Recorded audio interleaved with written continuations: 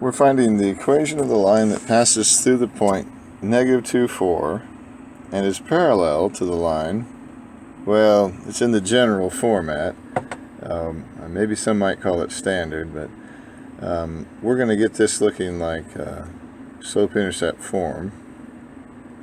I'm more comfortable with that, to tell you the truth. I should have added 4 to both sides as well, so I'll just go ahead and do it. Let me divide by 2. Everything gets divided by 2. So we say y is equal to -3 over 2x plus 2. And the reason it's important to find it in that way is there's my slope right there. And so for my line that's different, I know that my line, which is parallel, so I'm going to say, it looks like m sub 11, but it's m sub parallel, is equal to 2 over 3, and oh, by the way, it's positive. Okay, I don't usually write the positive, but I'm going to emphasize that not only is it the reciprocal, but it's also the inverse. Okay, so now it goes through a point. Okay, so I'm going to use this equation. Y minus y sub 1 is equal to m times x minus x sub 1. And I think you know where I'm going. I hope you do, and you can finish that.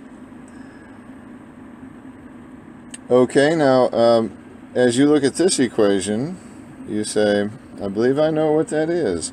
I'm subtracting, so that must be kind of a strange, very symmetrical hyperbola. And it is.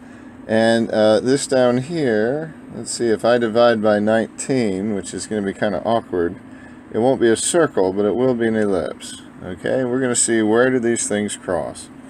Alright, so let's see. I guess I'll start with the ellipse. What an awkward thing, huh? 19 on the bottom, so I kind of shiver to look at it. And I suppose this is calculator time. You know, what else can we do?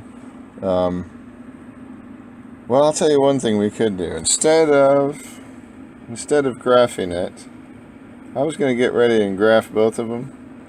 But instead, you know, I could just, they're right here next to each other. I could just add these together, couldn't I? 3x squared is equal to 27. I think that's going to be okay. Sure. And then I'll divide both sides by 3. And I have 9 squared is equal to, or x squared is equal to 9. So x must be equal to plus or minus 3.